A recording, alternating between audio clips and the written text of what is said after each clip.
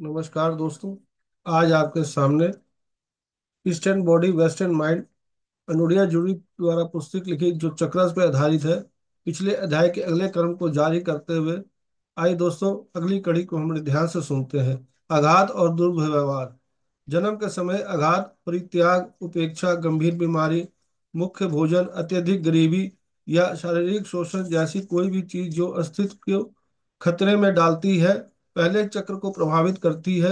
जब बच्चा छोटा होता है तो ऐसी चीजें होती हैं, उतनी ही अधिक संभावना है कि ये खतरे पहले चक्र के निर्माण को कमजोर करेंगे।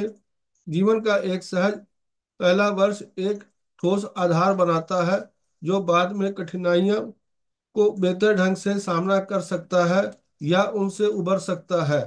जब एक छोटा शिशु खतरे या उपेक्षा का सामना करता है तो यह उसे खुद पर निर्भर होने के लिए मजबूर करता है।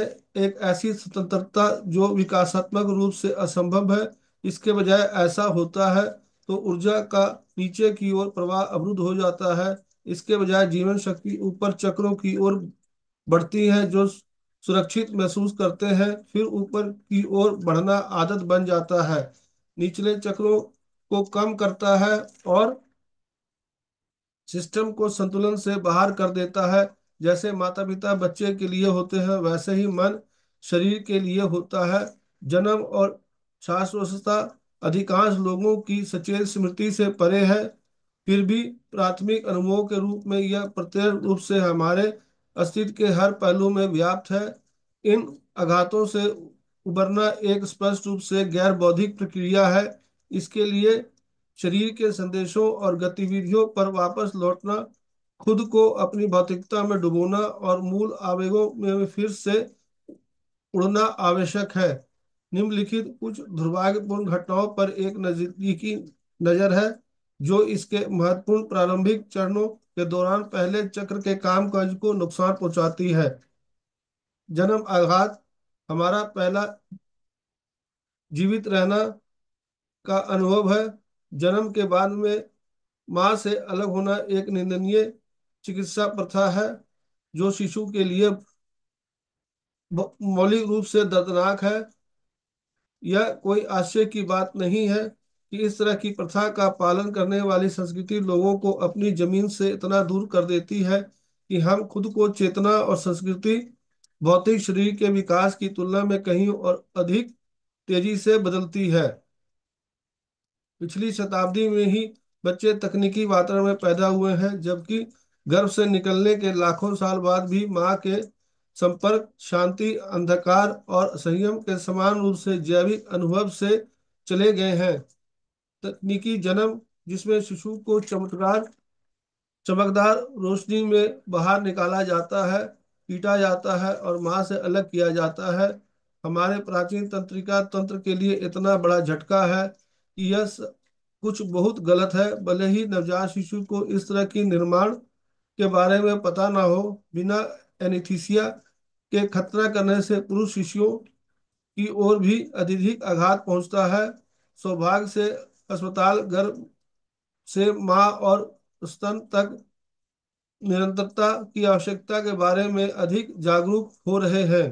स्तनपान की वापसी हो रही है और प्रसवोत्तर संपर्क में अंतः माँ बच्चों के बंधन के लिए महत्वपूर्ण माना जाता है। इस बीच हमारे पास कई पीढ़ियां हैं जिन्होंने जन्म के समय होने वाले दर्दनाक अनुभवों को सहा है। हम में से अधिकांश के लिए अपने शरीर और भूमि का पुनः प्राप्ति शाब्दिक जन्मसिद्ध अधिकार के बजाय एक सचेत कार्य होना चाहिए। जन्म के आघात से और भी कठिनाइयां और कमजोरियां पैदा हो सकती हैं। भयानक जन्म पैदा हुए बच्चे के रोने, जरूरतमंद होने और स्वास्थ्य संबंधी समस्याओं की संभावना ज्यादा होती है। रोने के वजह से माता पिता और बच्चों के बीच संबंध कमजोर हो जाते हैं, जिससे नए माता पिता में तनाव पैदा होते हैं हो सकता है, जिससे वे और भी ज्यादा उपेक्षा और या दुर्व्यवहार की ओर बढ़ सकते हैं। जब माहौल ठीक से तैयार हो और बच्चे का अच्छी तरह से स्वागत हो, यदि उसका पालन पोषण और देखभाल की जाती है तो वह अपेक्षाकृत शांत रहता है और उन महत्वपूर्ण पहले कुछ महीनों में उसे दूसरों से सकारात्मक सम्मान और समर्थन मिलने की अधिक संभावना होती है। जन्म के तुरंत बाद का समय माँ का शरीर के बाहर जीवन का सबसे प्रभावशाली हिस्सा होता है। एक शिशु जो कुछ भी पाता है वह जीवित जीवन की प्रकृति को उसी तरह महसूस करता है।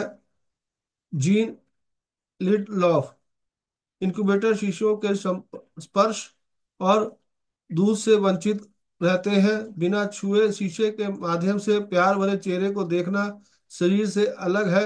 वयस्क जो इंक्यूबेटर शिशु थे उनमें अपने जीवन में अवास्तविक मानने की प्रवृत्ति हो सकती है। वे दूर के रिश्तों को बिना यह जाने कि उन्हें करीब कैसे लाया जाए बर्दाश्त कर लेते हैं।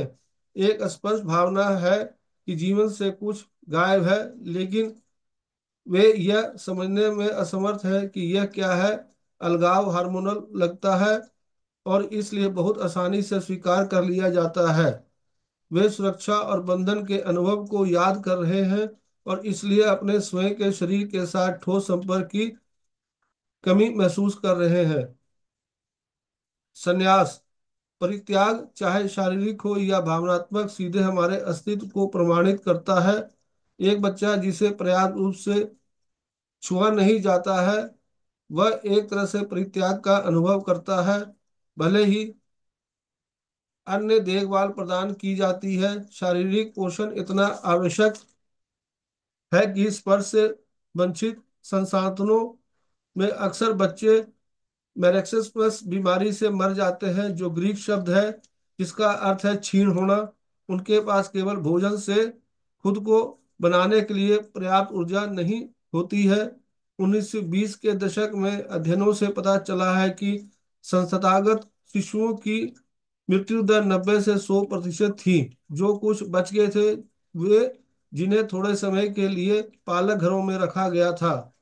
परित्याग सूक्ष्म या स्पर्श हो सकता है। जब भी कोई छोटा बच्चा अपने जन्मदाता माता पिता से अलग होता है तो वह कुछ हद तक परिव्यक्त महसूस करता है। अलगाव की छोटी अवधि सामान्य है और इससे स्थायी नुकसान नहीं होता। लंबी अवधि जैसे लंबे समय तक अस्पताल में रहना, तलाक या शहर से बाहर लंबी यात्राएं गहरी असुरक्षा पैदा करती है। ऐसे अलगाव के बाद अतिरिक्त ध्यान और आश्वासन के लिए समय निकालना महत्वपूर्ण है। यहाँ तक कि जब कोई बच्चा गोद लिया जाता है तब भी जन्म देने वाले माता पिता द्वारा उसे त्याग दिया जाता है। दत्तक माता पिता को बच्चे की अलगाव की चिंता को निरंतर प्यार और सुरक्षा प्रदान करके पूरा करना चाहिए। प्राकृतिक बच्चों की तुलना में अधिक त्याग हमारे अस्तित्व को खतरे में डालता है। यह हमें अवांछित महसूस करता है और हमें अपने अधिकार पर संदेह होता है। यह होना यह भय उत्पन्न करता है जो सामान्य स्थितियों के लिए उचित प्रतिक्रियाओं को वंचित कर सकता है। उदाहरण के लिए यदि हम व्यक्त व्यस होने पर त्याग जाने से डरते हैं तो हम अपने रिश्तों में उन चीजों के बारे में बोलने से डर सकते हैं जो हमें नापसंद है, फिर से त्यागे जाने के डर से।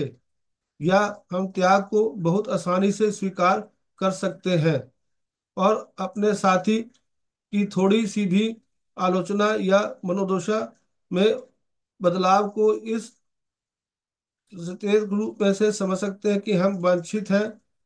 त्याग का खालीपन हर बार व्यस्तता में फिर से अनुभव किया जा सकता है।